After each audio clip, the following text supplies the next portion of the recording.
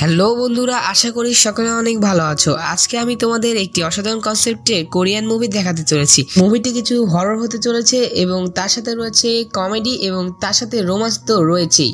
তো মুভিটি অনেক ইন্টারেস্টিং হতে চলেছে। তো আর কথা না বাড়িয়ে সরাসরি মুভির কাহিনীটি শুরু করা যাক।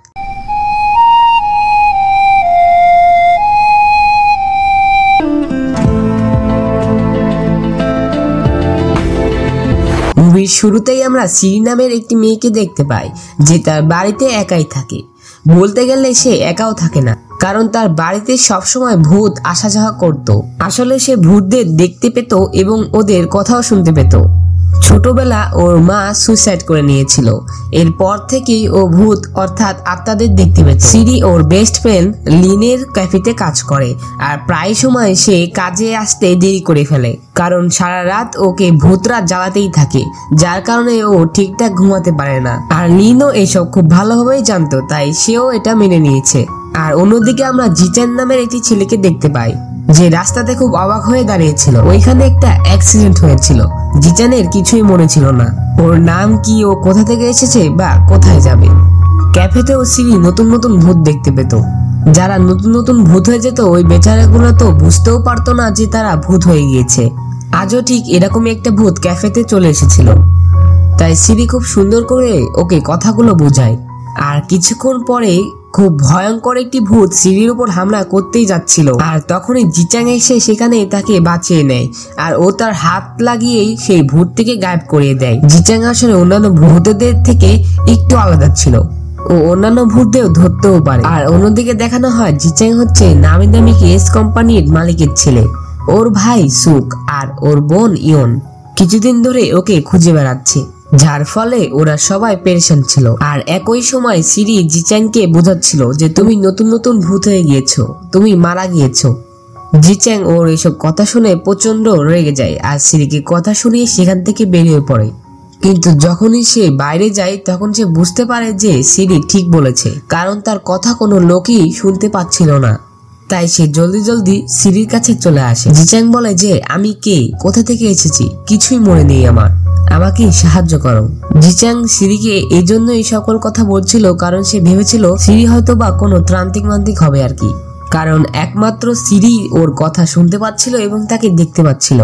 সিরি যখন ওর কোনো কথার জবাব না দিয়ে সেখান থেকে চলে যাচ্ছিল, জিচাং তখন ওর হাত ধরে আর ওর সাথে মারামারি করতে থাকে, ওকে আটকাতে থাকে। সিরি ওর হাতটা ছাড়িয়ে বাসায় চলে আসে। সিরি দেখে যে জিচাং ওর পিছু পিছু তার বাসাতেও চলে এসেছে। সিরি বলে যে তোমার মধ্যে কি বিন্দু পরিমাণে লজ্জা নেই? একটু আগে আমাকে বকাঝকা করেছো, এখন আবার আমার বাসাতেও চলে এসেছো। জিচাং বলে যে যা কিছুই হয়ে যাক, আমি কিছুদিন এখানেই থাকবো। এরপরে সিরি ওকে ধাক্কা দিয়ে বাসা থেকে বের করার চেষ্টা করে, কিন্তু যখনই ও মাসুম একটা চেহারা বানিয়ে বলে যে আমার থাকার কোনো জায়গায় নেই, কোথায় যাব আমি। এই কথা শুনে তখন সিরির ওর জন্য মায়া হয়, আর তখন সিরি বলে যে ঠিক আছে, আমি ততদিন পর্যন্ত তোমাকে এখানে থাকতে দিব যতদিন পর্যন্ত না তুমি তোমার বিষয়ে কিছু মনে করতে পারছো। আর জিচাং একটু ভাবসাব নিয়ে বলে যে আরে তোমার সাথে লিভিং টুগেদার এটা কোনো সমস্যাই হবে না, কারণ তুমি আমার টাইপেরই না।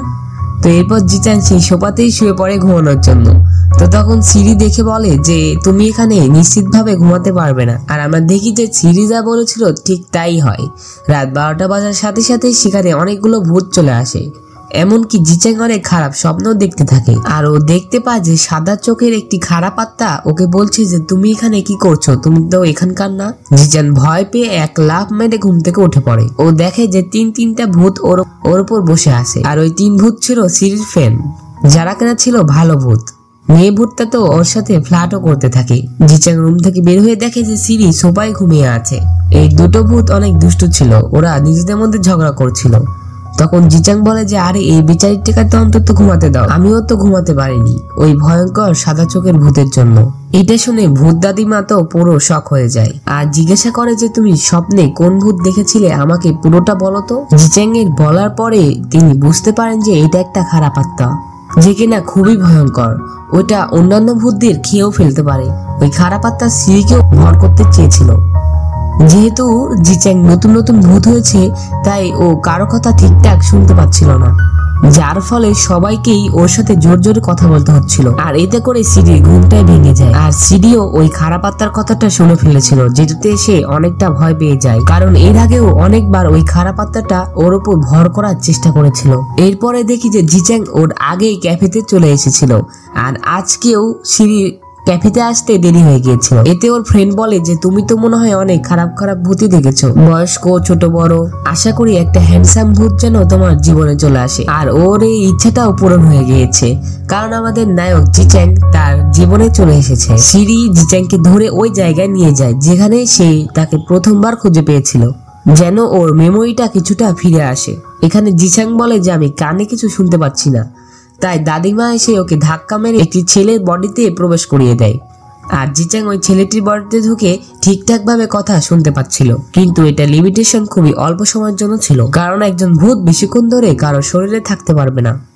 এরপর তো জিচ্যাং খুব খুশি হয়ে একটি মেয়ের শরীরে ঢুকতে যাচ্ছিল, কিন্তু সিরি খুব জেলাস হয়ে ওকে ধরে ফেলে আর বলে যে অন্যদের জ্বালানো বন্ধ করো, আমাদের এখনো কাজ আছে। আমরা দেখি যে সব ভূতদের সাথে যা হয় না ওই সকল কিছু জিচ্যাং এর সাথে হচ্ছিল। যেমন ওর গরম লাগছিল, ওকে মারলেও ওর ব্যথা লাগছিল। আর এতে সিরি বলে যে আমার মনে হয় তুমি মারাই যাওনি, তুমি ভূত হওনি, তা না হলে তোমার মধ্যে এই ধরনের ফিলিংস থাকতো না। হতে পারো তুমি এখনো বেঁচে আছো, কোমাতে আছো, যার কারণে তোমার জলদি জলদি তোমার শরীরের কাছে পৌঁছাতে হবে। এত লম্বা কাহিনী শোনানোর পরে সিরি যখন চলে যায়, তখন জিচ্যাং বলতে থাকে আমি তো কিছুই শুনতে পাইনি, জানি না ও কি বলবর করছিল। মানে এতক্ষণ সিরি ওকে যা বলেছে সে কিছুই শুনতে পায়নি। রাতের বেলা সিরির বাসাতে আরেকটি ভূত চলে আসে, জিচ্যাং খুব সহজে ওকে মেরে সেখান থেকে তাড়িয়ে দেয়। আর এর মধ্যে সিরির মনেই ছিল না যে ওই সময় তার বাসা থেকেও থাকবে, তাই সে এইভাবেই ওয়াশরুম থেকে বের হয়ে আসে। আর সিরিকে দেখে তো জিচ্যাং চিল্লাতে শুরু করে, আর সিরি ওকে সেই পিটুনি লাগিয়ে বাসা থেকে বের করে দেয়। জিচ্যাং বলতে থাকে যে এমন কি হয়েছে, আমি তো আগেই বলেছি ও আমার কোনো টাইপেরই না, আমার টাইপের মেয়ে তো কিছুটা এরকম হবে, চোখ এরকম, চুল এরকম, নাক এরকম। আর যখন সে ইমাজিন করে সামনে সিরির ছবিটাই ভেসে ওঠে। পরদিন জিচ্যাং এর বোন তাকে খুঁজতে খুঁজতে ক্যাফেতে চলে আসে, তখন এই লিন ওখানে এসে ওদের অনেক বকাচকা দিয়ে সেখান থেকে তাড়িয়ে দেয়। কিন্তু সিরি বুঝে গিয়েছিল যে ওর ফ্রেন্ড লিন এতটা রুড কখনোই হবে না, এটা নিশ্চয় জিচ্যাং হবে। সিরি ওর পর অনেক চিল্লাতে থাকে, কারণ সে লিনের শরীর ব্যবহার করেছিল। তাই একথা শুনে জিচ্যাং বলে এত চেঁচিও না। এটা শুনে তো ও আরো খেপে যায়। দাদিমা বলে যে ও তোমার বার্থডে গিফট কেনার জন্যই লিনের শরীর ব্যবহার করেছে, কারণ জিচ্যাং ওদের থেকে জানতে পেরেছিল আজ সিরির জন্মদিন। এইটা শুনে সিরি কিছুটা খারাপ লাগে, তাই ও জিচ্যাং এর কাছে এসে ক্ষমা চায়, আর তার সাথে সাথে তাকে থ্যাঙ্কসও বলে। তখন জিচ্যাং বলে যে আমি অনেক খুশি হতাম যদি মরে যাওয়ার আগে তোমার সাথে দেখা হতো। তখন সিরি বলে যে আমি না তোমাকে আগেও বলেছি তুমি মরে যাওনি, তোমার শরীরে এখনো প্রাণ আছে, আমি নিশ্চিত যে তুমি এখনো কোমাতে আছো। আর এইবার যখন জিচ্যাং স্পষ্ট ওর কথাগুলো শুনে ফেলে, ওর অনেক বেশি খারাপ লাগতে থাকে। ও একটি রাস্তায় এসে অনেক কাঁদতে থাকে, কারণ ও জানে না যে ওর নাম কি, আর ও কোথায় আছে, আর ওর শরীরটা কোথায় আছে। সিরি ওর কাছে এসে ওকে শান্ত করতে থাকে। আর তখনই প্রথমবারের মতো জিচ্যাং এর কিছু মনে পড়তে থাকে। ও রাস্তায় দাঁড়িয়েছিল রাস্তা পার হওয়ার জন্য, তখনই কেউ একজন এসে ওকে ইনজেক্ট করে দিয়েছিল, আর ও সেন্সলেস হয়ে গাড়ির নিচে পড়ে গিয়েছিল। এটুকু ছাড়া ওর আর কিছুই মনে পড়ছিল না। অন্যদিকে আমরা ওর ভাই আর ওর বোনকে দেখতে পাই, ওরাও এই ব্যাপার নিয়ে কথা বলছিল যে জিচ্যাংকে কোথাও খুঁজে পাওয়া যাচ্ছে না।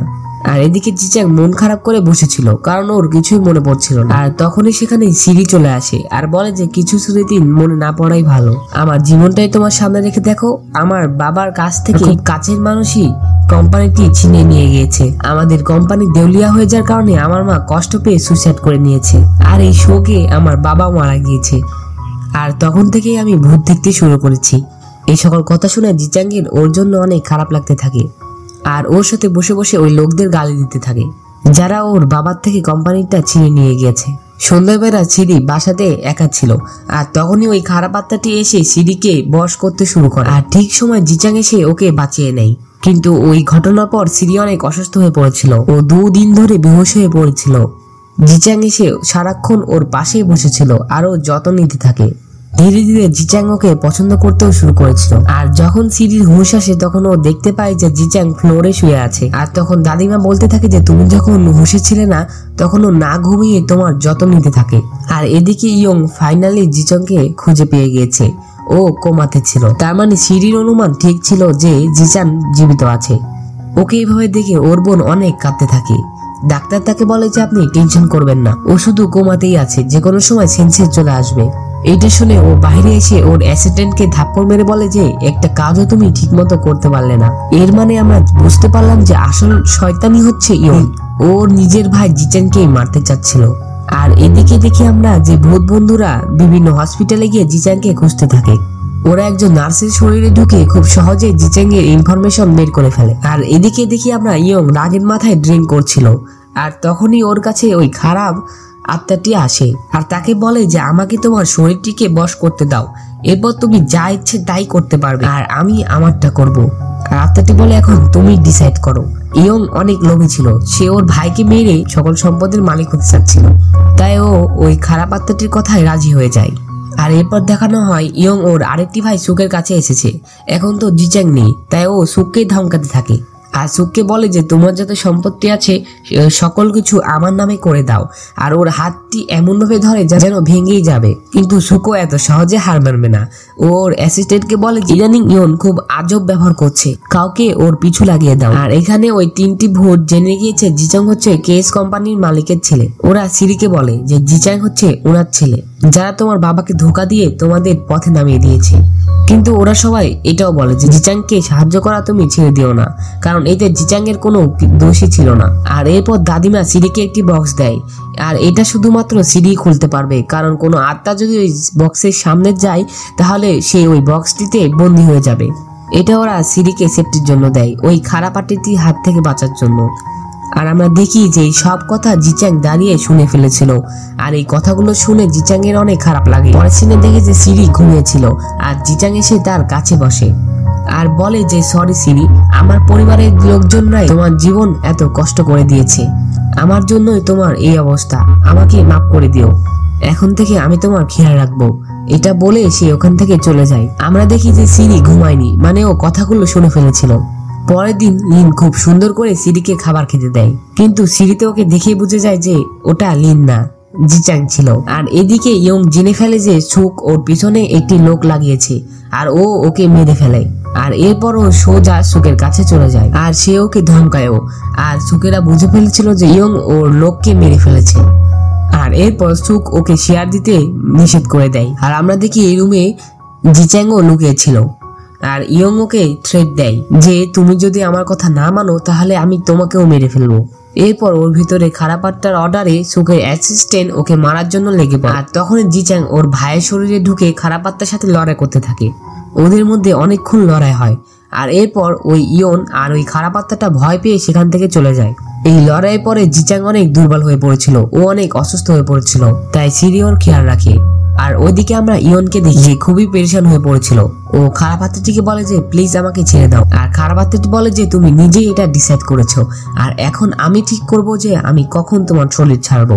পরের দিন সিরি যখন ক্যাফেতে যায় তখন কেউ একজন এসে ওকে কিডন্যাপ করে নিয়ে যায়। জিচাং ভ্যানের পিছু পিছু দৌড়াতে থাকে, কিন্তু ও ওকে ধরতে পারে না। এরপর এরা সবাই মিলে সিরির ফোন ট্র্যাক করে ওকে খুঁজে নেয়।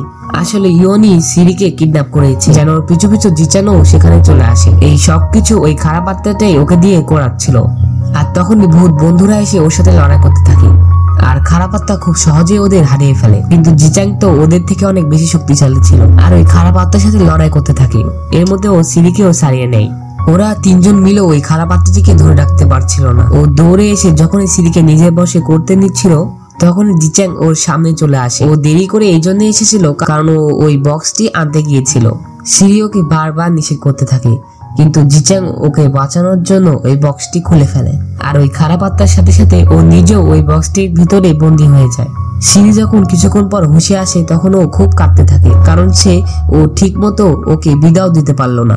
এইভাবেই 3 মাস কেটে যায়। সিরি এখন সাধারণ মানুষদের মতো জীবনযাপন করছিল। ওদের ক্যাফেও এখন ভরপুর কাস্টমার থাকে, কারণ এখন ভূতরাও এখানে আসে না, শুধুমাত্র ওর 3টা ফ্রেন্ডই থেকে গিয়েছে। তবে ও সাধারণ মানুষদের মতনই ভূতদের দেখতেও পায় না আর ওদের কথাও শুনতে পায় না।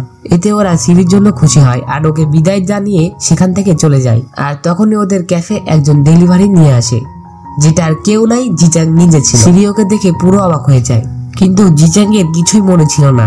সিরি খুশি ছিল এটা ভেবে যে জিচাং ঠিকঠাক আছে আর জিচাং বেঁচে ছিল বলেই ওর আত্মা ওর দেহে আবার ফিরে গিয়েছিল। ওকে ওভাবে তাকিয়ে থাকতে দেখে জিচাং জিজ্ঞাসা করে যে আমাদের কি আগে দেখা হয়েছিল, আমরা কি একজন আরেকজনকে চিনি? সিরি বলে যে অনেক ভালো করেই চিনি। জিচাং ওর ডেলিভারি দিয়ে চলেই যাচ্ছিল, কিন্তু তখন ও পিছু ফিরে বলে যে আমারও তোমার সাথে দেখা হয়ে অনেক ভালো লাগছে। মানে জিচাং এরও সবকিছু মনে পড়ে গেছে। এটা শুনে সিরি প্রচন্ড খুশি হয়ে যায়, আর ওদের দুজনের এত হাসি খুশি মুখের সাথেই মুভিটি এখানেই শেষ হয়ে যায়। তো বন্ধুরা, মুভিটি তোমাদের কাছে কেমন লেগেছে অবশ্যই কমেন্ট করে জানাবে। আর আমার চ্যানেলে যদি নতুন হয়ে থাকো তাহলে অবশ্যই চ্যানেলটি সাবস্ক্রাইব করে পাশে থাকা বেল বাটনটি অলে ক্লিক করে দিবে, যাতে পরবর্তী নতুন কোনো মুভি এক্সপ্লেনের ভিডিও নোটিফিকেশন সবার আগে তোমার কাছে পৌঁছে যায়। তো দেখা হচ্ছে পরবর্তী কোনো মুভি এক্সপ্লেনে। সে পর্যন্ত ভালো থাকো, সুস্থ থাকো এই কামনা করে আজকের ভিডিও এখানেই শেষ করছি। আল্লাহ হাফেজ।